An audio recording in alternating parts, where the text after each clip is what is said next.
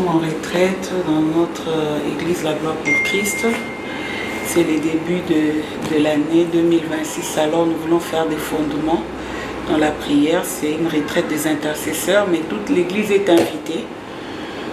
Tozo Lukanzambe, Tozo Bondela, Nabareketo, et ça pour l'église, pour 2026, faire des fondements comme je venais de le dire tantôt. Quand ça va fondement, base, parce qu'une maison est solide depuis la fondation. Si la fondation est à ma capacité, alors la maison aussi ne sera pas solide. Nous sommes en train de mettre des fondations, de travailler de manière à ce que l'année 2026 est encore une année de gloire par rapport à la promesse dite pas ya Mosai na Nzambe o Nzamba lobela qui na veillé.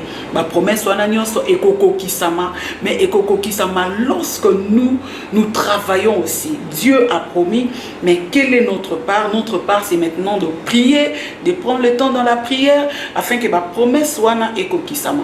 C'est pourquoi vous verrez de l'autre côté là, nous sommes pendant notre temps de repos, Tozo Pemamouké pour encore redémarrer depuis hier et Tozo continuer lobby samedi de Tokobima. Alors nous invitons peut-être que Talabiso Sikoyo, tu n'es pas encore venu aux Anananda, où tu peux venir encore te joindre à nous et s'attarder pour que nous prions ensemble, nous mettons des fondements et vous allez vraiment solide dans le nom de Jésus. Je vous bénis tous, que le Seigneur soit avec vous. Amen.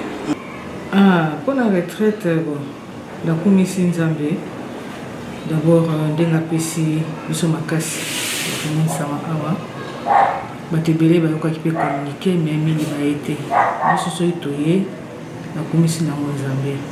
Pour se retirer, Ezamalam, quand on se retirera, Tokindaka ko Bakisa, force et pas Nzambe. En se retirant, toujours intimité na biso na Jésus-Christ. Alors na kati intimité wana nzambe azo tondisela biso, tondisela biso na monimo santu, azo bakisela biso tozangaki et puis azo briser biso davantage. Donc c'est ça.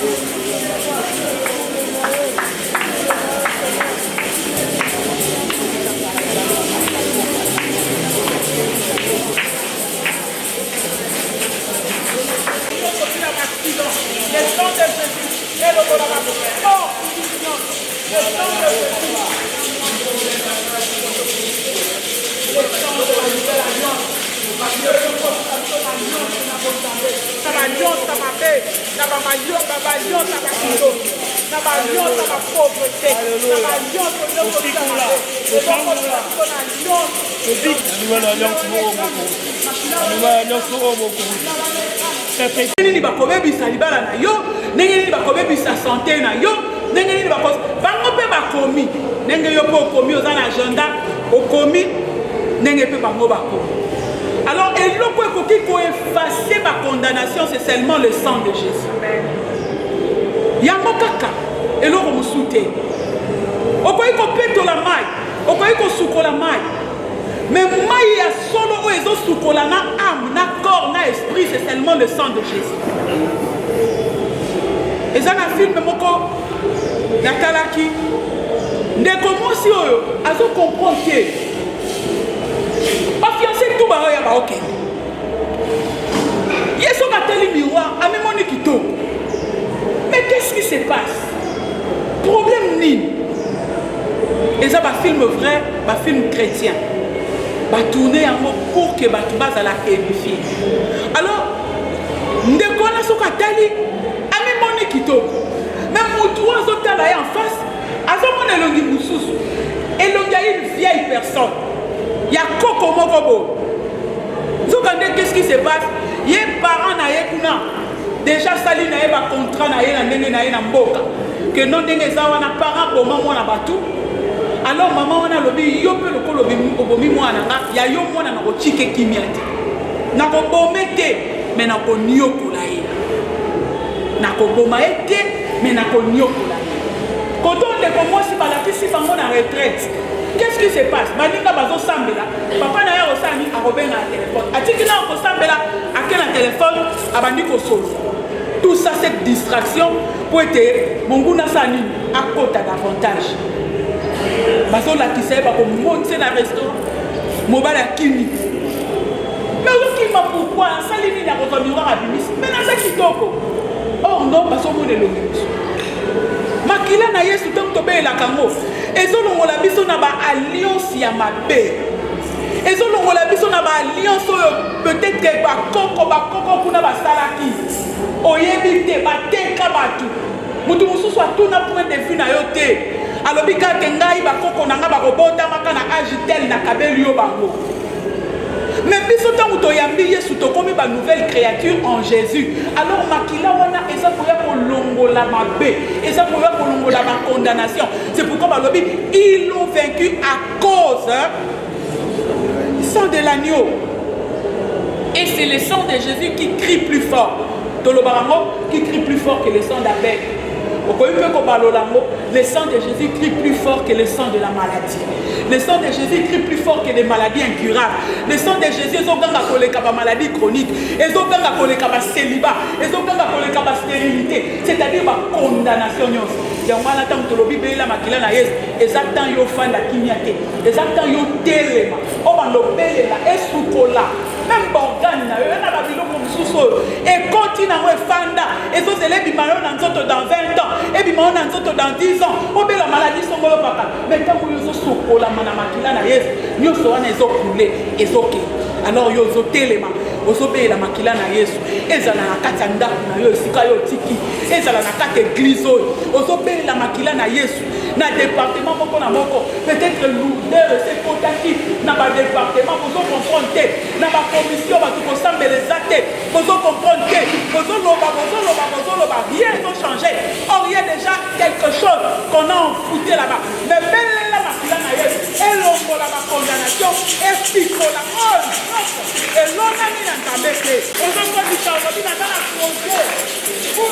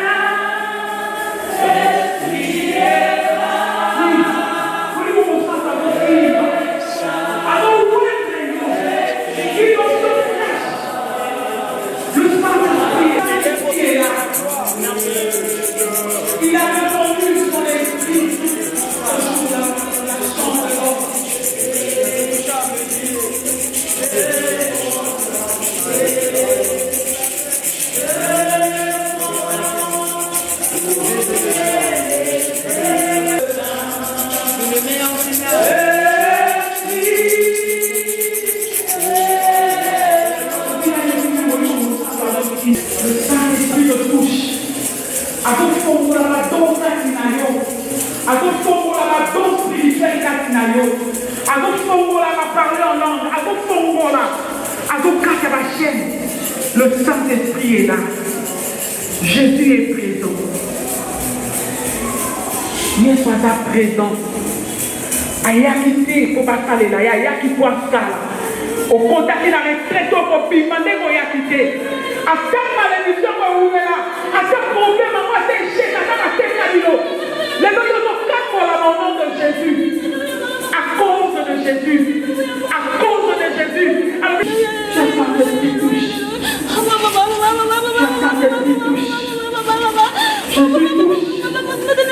Jésus touche. Il est possible. Il te baptise. Le Saint-Esprit te baptise. Soyez baptisés du Saint-Esprit maintenant. Soyez qui vous travaillez. Soyez qui vous les mutations et pas marquées. Soyez qui vous travaillez. Soyez qui vous rapportez.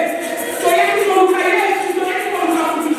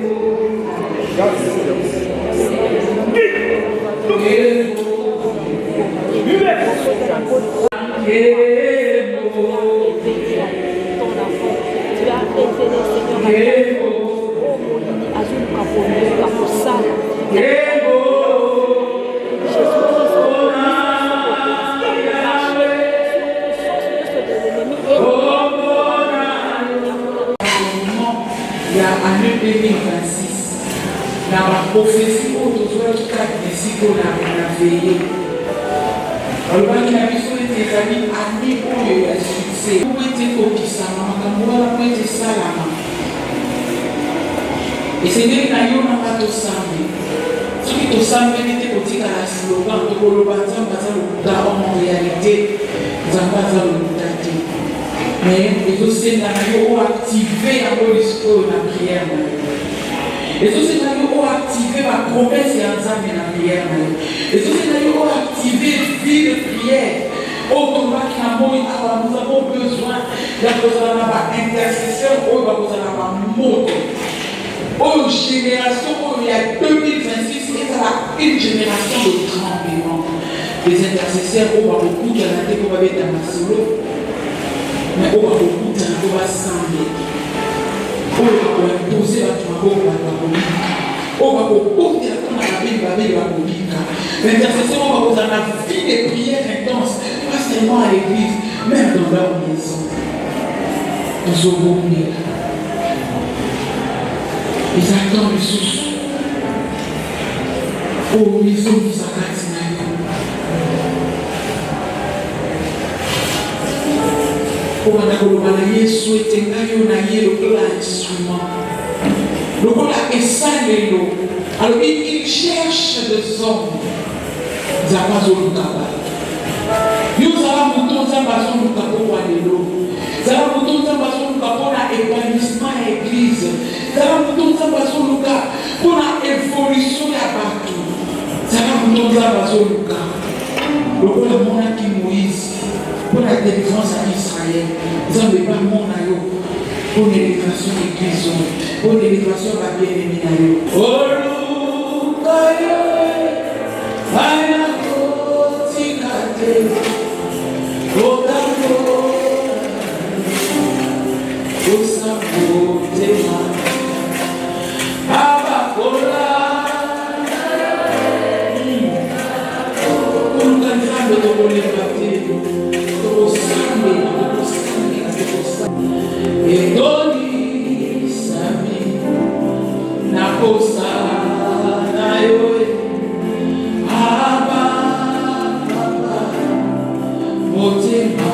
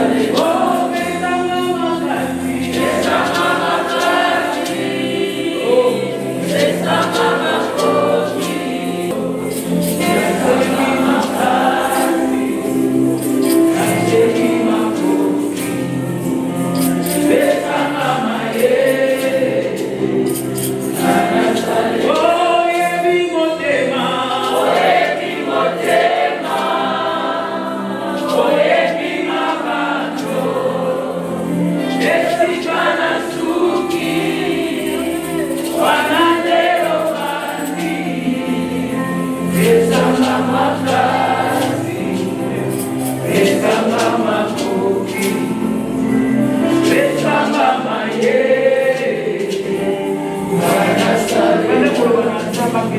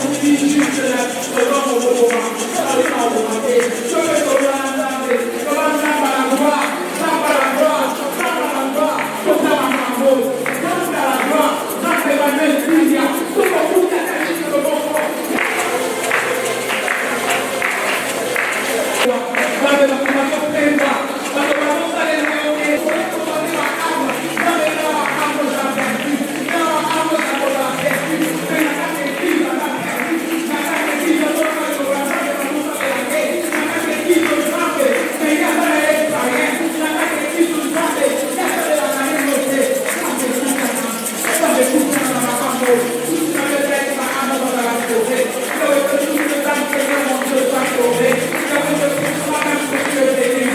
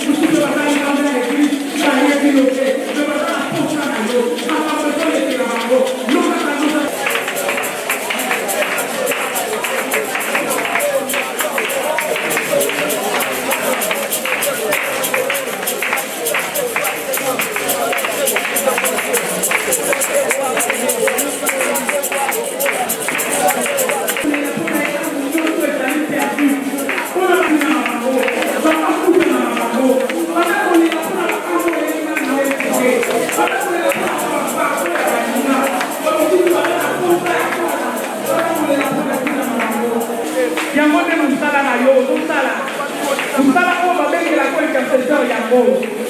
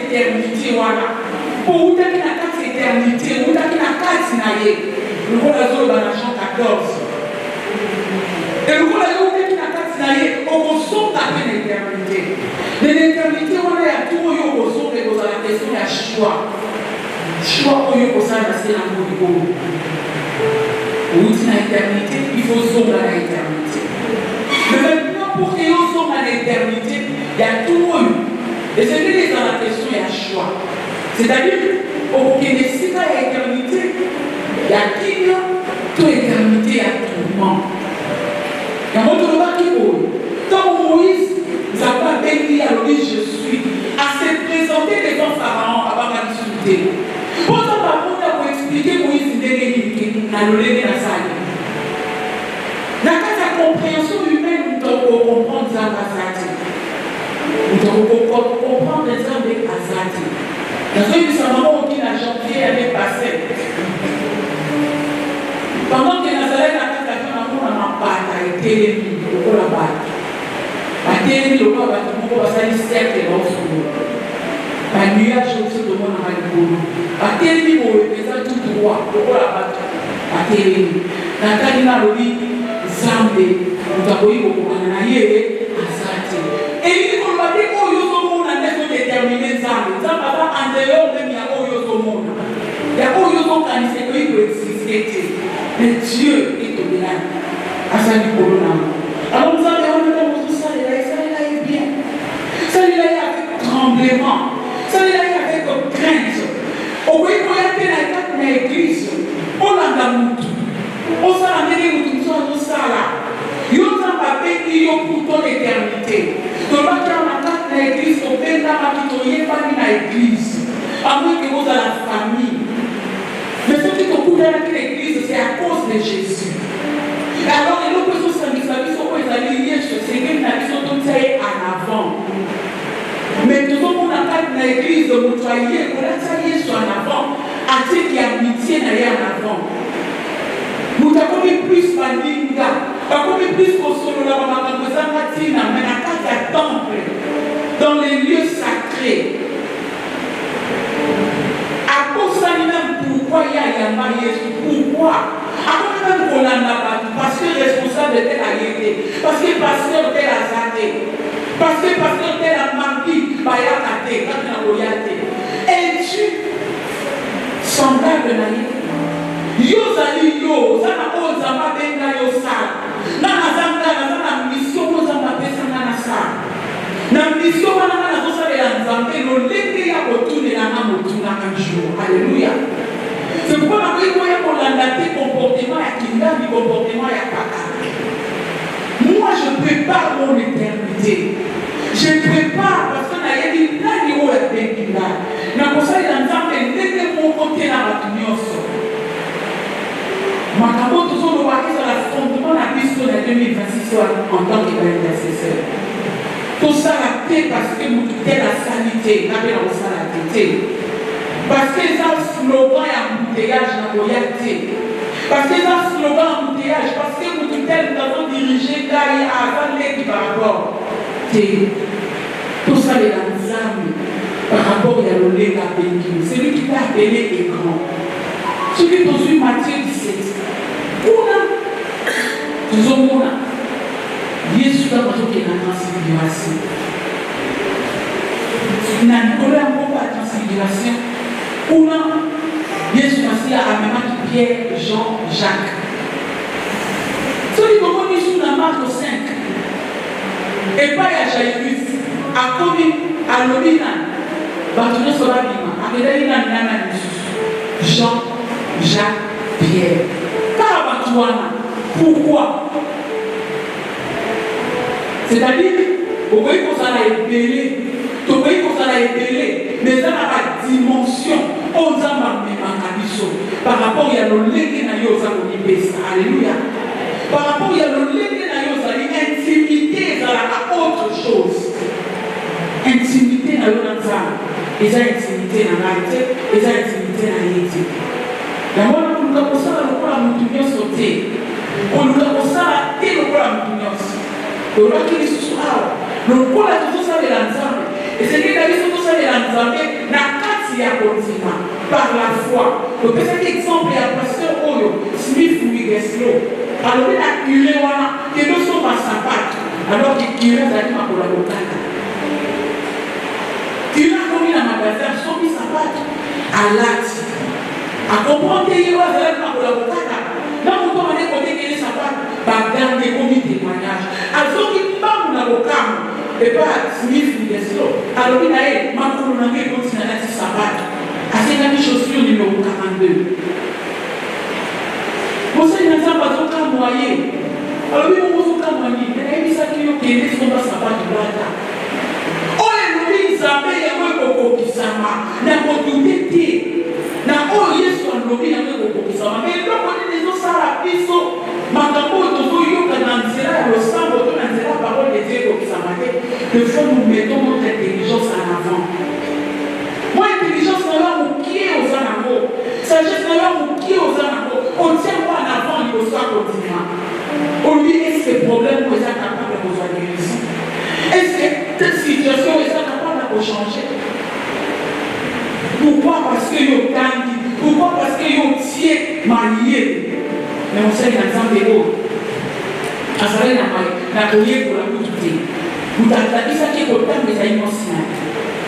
Moi si je m'attends ça qui est autant. Il y a moi là y a sur la y oh Bible lobby et ça là qui oui et amen. Pour que Jésus a posé sa raté. Dissoper les lots. Donc on n'a pas d'ensemble, donc on a intercesseur. Tout ça est ensemble. Et c'est-à-dire que tout ça est ensemble avec foi. Oh Jésus a lobby il y a un peu qui s'en a zone d'unité.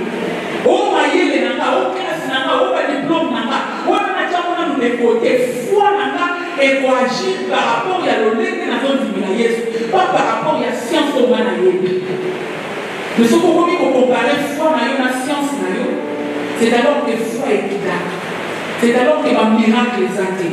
C'est alors que nous pouvons vivre ensemble. Pierre, parce qu'il a conscience des solutions. Mais parce qu'on comprend que Jésus. Parce qu'on est dans Jésus nouveau. Par parabole, parce qu'on comprend. Par comme Jésus, c'est la parole, parce qu'on comprend. Mais Nicodème, docteur de la loi, Jésus, parce qu'on comprend tout. C'est-à-dire, dans ma campagne, il te faut le Saint-Esprit. Alléluia. Il te faut la foi. On s'en a le rôle à nous sur douter. Pour y aller à l'église, tout ça a amitié à amitié n'a pas de et ça va peut-être en dehors de l'église. Et donc, ça nous dit ça est Jésus. Tout ça a amitié, tout le monde n'a pas de amitié. Mais donc, on doit dire qu'il y a une attaque dans l'église au fin de 4 heures du temps à ma solo, mais 30 minutes peut-être. Il y a un peu ça ici, il y a un peu ça qui est boyé. Parce que nous sommes Jésus qui est boyé. Alors, on voit Jésus qui est boyé ici, il y a une chose à la sorte qu'il y a. Il y a un peu de choses.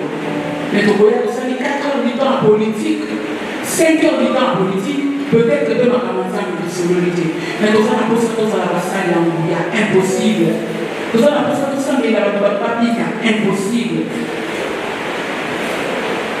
2026, ça va amener à changement pour l'intercession. Amener au foot, amener à l'église, à la prière. Celui qui est la gloire, c'est parce que partout on va bon là. Et partout on va aller qu'on soit tant, il y a beaucoup de gens. Après qu'on va dans la heure, on va se de la ligne, on va se na tombo. Nous avons eu c'était go, vivacité au monde. Nazomonde. Zakiba, olona, oyazolona, koete lelo yo na mate de fana na kiti, to yo na domanza. Nenge mokope yo lelo zolona. Muto ya kotiti kote. To za la intercession te ya kopele na kabiso si mabonde, la non. Intercession batindi kakaye kote, bonde la te. Batindi kakaye la nzini. Tout ça va toujours comprendre. Vous avez la pensée, toi tu existais déjà. Nous avons un exemple à Namor. Temple au titre de Potiawa.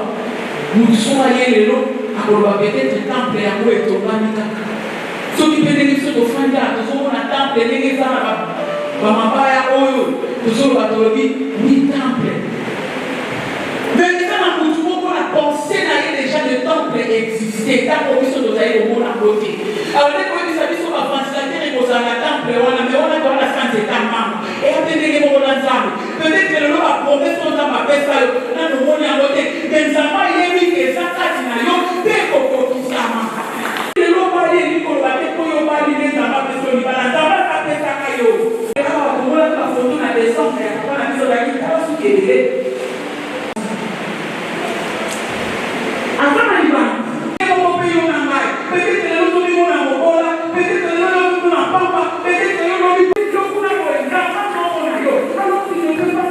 Dieu comme n'importe qui.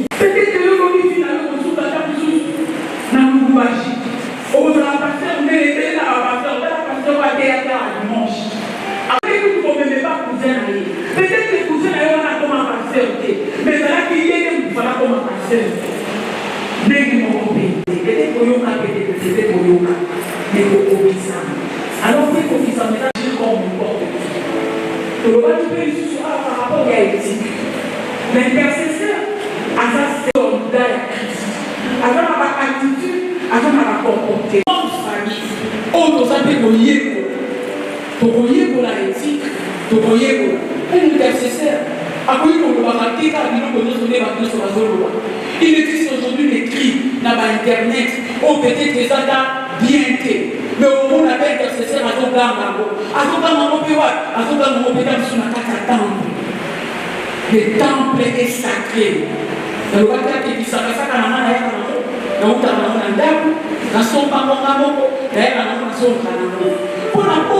pour la piège de la église, la famille et la et comme elle a interdit. Tout ce qui est du temple est sacré. Dans mon côté, la temple est un lieu sacré. Je ne peux pas calomnier dans le temple. Je ne peux pas insulter dans le temple. C'est sacré.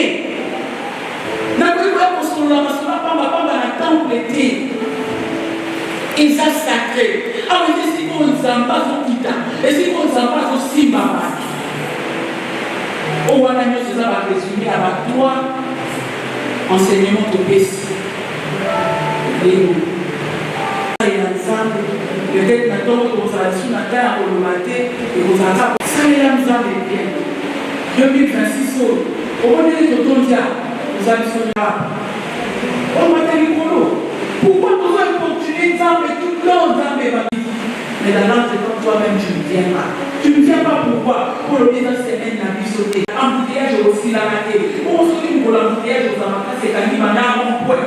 Si tu payes, que vous coloniez. Moi, nous, nous, nous les connaissons ni le jour, ni l'heure. Que vous coloniez soyez. C'est que tu sais faire le bien pour la gloire de Dieu. Quand il y a en église, au sein de la amitié, je le répète et je le dis. Et dans la église, nous sommes dans la mais pour la base, c'est la côte, c'est la vie. Peut-être que dans une abordée, des gens qui ont dit ça, on a la maladie, on peut être du mal. Yo peut-être que là, pour eux, qui nous font compter. Dans l'église, ceux qui ont 10 000 ans, peut-être que malade va les causes. Dans l'église, ceux qui ne peuvent pas nous considérer que c'est à cause de Dieu. Maintenant, ça a une des causes de Dieu. La police aussi dans ta vie. Mais nous, ça fait un problème de l'eau, il va dire, il faut que y ait des eaux. L'église, aujourd'hui, la grille, on a côté à aller dans les antiques. Pour ceux qui veulent y aller, on a l'église. Bien aimé, tout ça est ensemble bien. Tout ça est ensemble de tout notre cœur. Moïse, à la calamité, la guerre pour affronter Pharaon. Pourquoi? Parce que le Dieu éternel, je suis au hasard le Béla qui et a fait ça qui est ma casse. Il a voté ma paix à la dame, ça. Yopé, on a la Moïse. On a Moïse, parce que Moïse fut un intercesseur. Nous posons un intercesseur. On a daté. Parce que tel ou tel a été, parce que tel ou tel, peut-être on a fait malade. Il y a solo. Mais on peut ça déjà dans la chute. Ceux qui se mettent dans le sang pour remonter dans le yate. Moi, on a mis ça dans le yate. Ah, on y a tombé une carte de téléphone, les gars qui viennent. Bien-aimé. Pour la suite, ça. Nous, qui avons dit, moi, on a un Internet. À mon avis, si tu aimes cette vidéo, comment ceux qui partageaient, ceux qui jetaient, Seigneur. Nous avons une télévision. Nous avons une télévision. Jésus n'a pas TikTok. Jésus n'a pas TikTok. Jésus n'a pas Internet. Jésus veut te voir toi. Au lieu de voir, regarde comment avec une prédication d'Internet, il est dans l'Internet. Et ça peut être le moyen pour tout ça l'évangélisation. Nous avons la capacité à l'église, au lieu de pour lui, la mission de déjà papa Jean-Philippe asaki la biso na internet, asaki la biso na Facebook. Yesu aza na Facebook te. Azala na compte Facebook te. Yesu yo nde compte na ye. Yesu alingi amona yo na ntango. Yesu alingi amona yo ozosalela ye.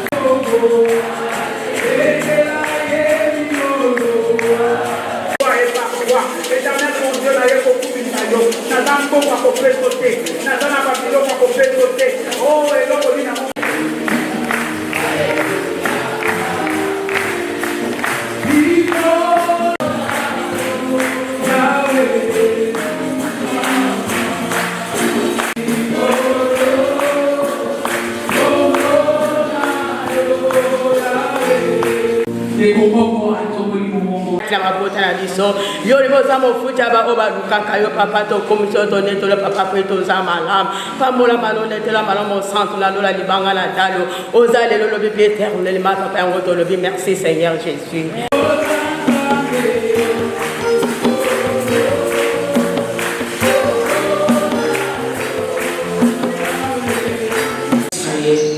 C'est lui qui t'a formé, oh la gloire, ne crains rien, car je te rachète. Je t'appelle par ton nom, tu es à moi. Si tu traverses les eaux, je serai avec toi. Et les fleuves, ils ne te submergeront point.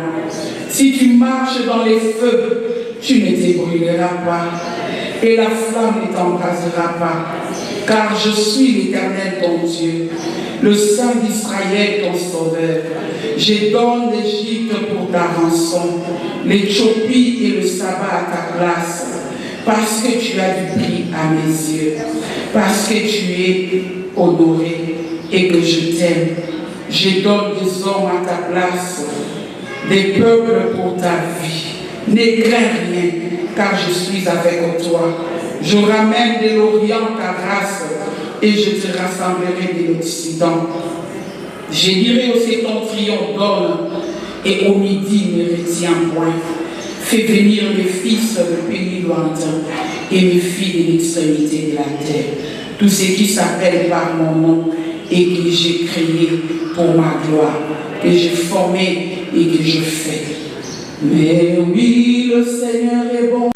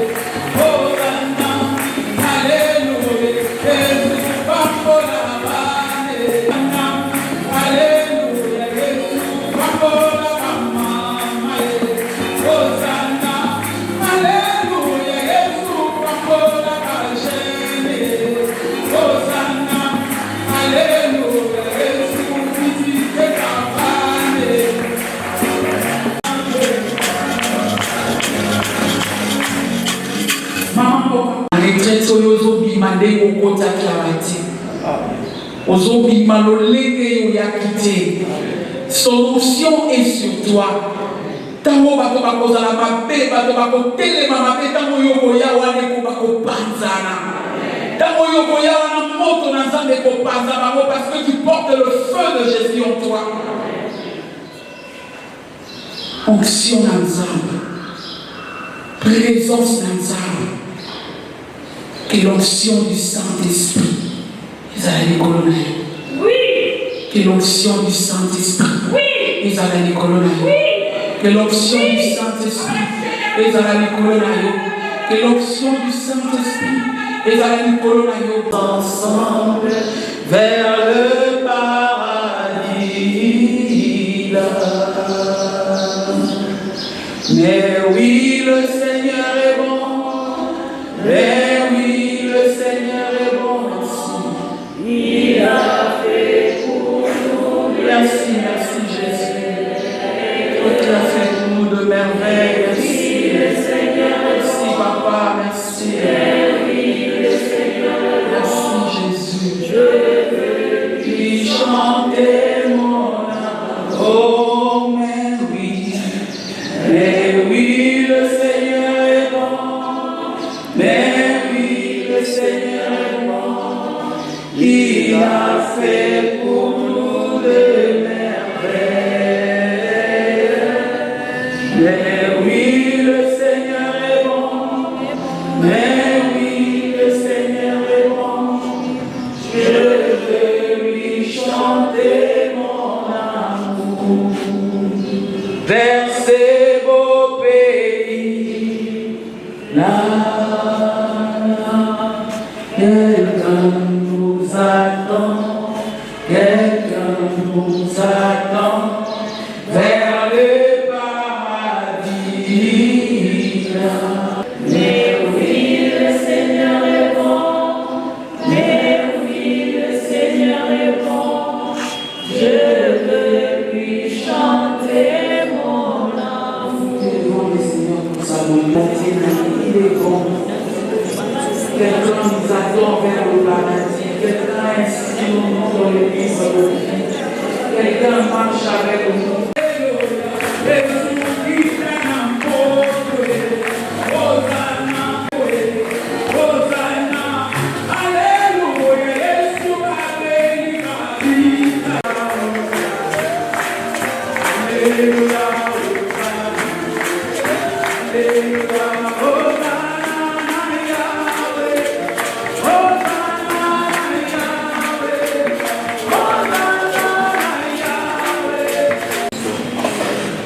Otonda na nguya, otonda bolingo, otonda boboto, mokote akokani na yo, uza malamu, bulamu na yo leke bele, nkolo mopesi na pema yo, nkolo mopesi na nyonso yo, ovani na bisili pousse likolo, nkolo munene na yo leki, vous allez immesurable, na toyo, au nom puissant de Jésus-Christ, merci Seigneur Jésus. Minene, Seigneur, ton commission le Dieu infiniment bon, ton commission le Dieu infiniment grand, Seigneur. Nanya za lokola yo nzambe, likolo la se akazalite pa kozala te. Kumisa manzambe yo le kanzambe, même si Jésus Christ bate so mabaku ya ndenge nzambe yo sotisa biso yango. Ton commission yo katsa biso ngambo nzambe. Obenga biso ba mise à part, Seigneur. Osela ka biso nzambe, même au-delà de nos demandes, Seigneur. Yango ton commission pona bolingo na yo. Nanya za lokola yo Jésus. Likolo pe na se azalite pa kozala na sena mabelo azalite, Seigneur. Kumama yo mona na kana fourmi azana se alibanga nzambe. Kumama yo sela biso minene nzambe. O tozali ba témoignage Père éternel. Même ba bwa kisa biso nzambe. Yo lokota biso récupérer biso. Nanya ko sela biso lolengo sela ka biso. Likolo pe na se azalite pa kozala te. Yo za le souverain sacrificateur, Seigneur. Yango to pa bolo beto kumisio. Lo kumu ba kembo zonga na mboka na le roi de la nation. Kumbama azalite pa kozala te. Merci Seigneur Jésus-Christ.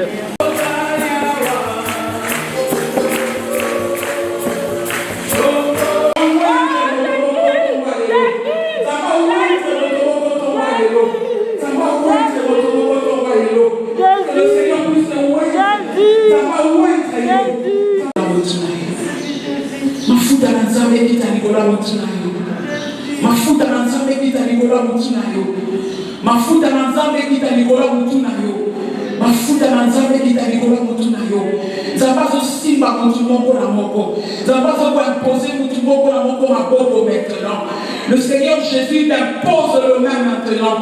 Le Seigneur Jésus t'impose le même maintenant. Ouais, j'ai donné à Erdi. J'ai parlé, non? Oh, tu fais encore quoi? Que je parle seulement?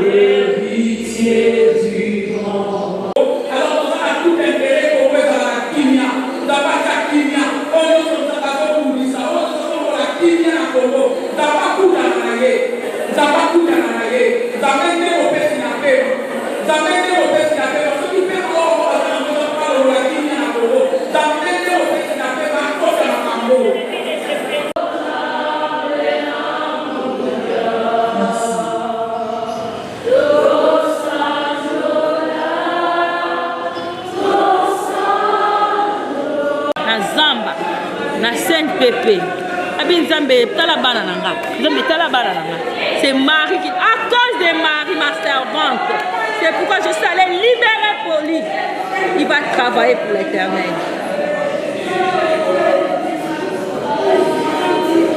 Au nom de Jésus.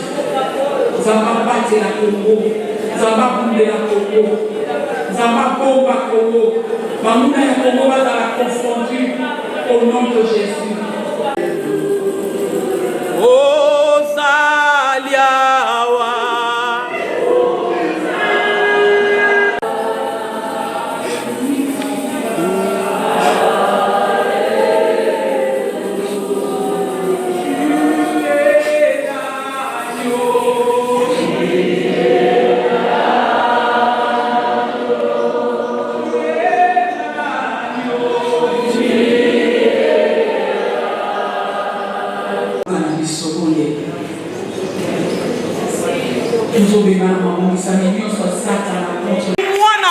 Privilégié à Jésus.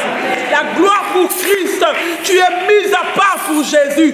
Tu ne vas plus servir Dieu comme tout le monde. Tu ne serviras plus le Seigneur comme tout le monde. La gloire pour Christ.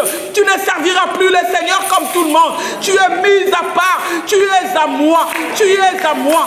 Tu es à moi. Tu es à moi. Seigneur, sois élevé, Seigneur mon Dieu. Sois élevé, Jésus. Toi qui as donné ta vie pour la mienne. Mon Dieu, mon roi, je te glorifie, Seigneur.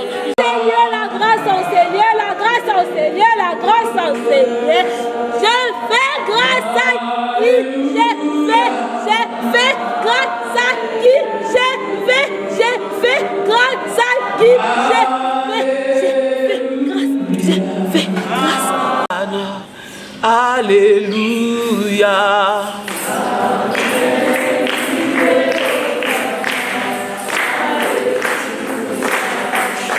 Amen. Vive Hosanna. Alléluia. Nous venons de sortir de la retraite, comme vous venez de le dire là. C'est une retraite qui a été faite depuis le jeudi. Nous sommes entrés jeudi soir et jusqu'aujourd'hui, samedi matin, nous avons cherché Dieu comme il est écrit, cherché l'Éternel pendant qu'il se trouve. Nous avons reçu des promesses lors de notre veillée de prophétie de la part du Seigneur au travers de son serviteur, notre papa, le pasteur Emmanuel Kindia Zangara. Et par rapport à toutes ces prophéties, nous nous sommes dites, nous les intercesseurs, que je suis pasteur responsable de l'intercession, on s'est dit non, ces prophéties-là, nous ne pouvons pas seulement le garder comme ça. Nous devons par contre le déclencher ou déclencher ce processus d'accomplissement par la prière. Parce que vous pouvez recevoir de Dieu et si vous ne faites rien, Dieu a déjà fait sa part et il reste aussi la part de l'homme. L'homme a aussi sa part dans la promesse ou dans ce que Dieu nous dit. C'est pourquoi nous nous sommes dit avec les autres qu'on devait organiser une retraite. Et surtout que c'est au mois de janvier, le mois où nous mettons de base, nous mettons de fondement, nous mettons, c'est comme le socle, parce qu'une maison sans fondation, sans une bonne fondation, ce n'est pas une maison solide. Et le Seigneur s'est manifesté pendant ces 3 jours. Le Seigneur a parlé. Le Seigneur nous a fortifiés également parce que c'était avec jeûne. Et le Seigneur nous a fortifiés. Il n'a pas seulement visité nous qui étions là à la retraite, même ceux qui ne sont pas entrés, le Seigneur les a visités également parce que nous sommes venus pas prier seulement pour nous, mais prier pour les autres, prier pour l'accomplissement de toutes ces promesses, prier pour ce que le Seigneur a promis à l'Église, la gloire pour Christ particulièrement et ainsi que pour notre pays. Que le Seigneur soit loué. Nous avions eu de jeunes, nous avions eu de mamans, de papas. Ils ont tenu et le Seigneur les a fortifiés également. Et aujourd'hui, voilà, Nous sortons de la retraite, que le Seigneur vous bénisse et prochainement nous invitons tout le monde. Venez nombreux lorsqu'il y a un appel comme ça lancé pour la retraite. Nous ne savons pas pourquoi est-ce que Dieu a lancé cet appel. Et lorsqu'il y a l'appel comme ça, en tout cas, venez, nous allons prier ensemble. La prière ne déçoit personne. Là, je vous assure que la prière ne déçoit personne. Merci. Et tu es bon, mon cœur.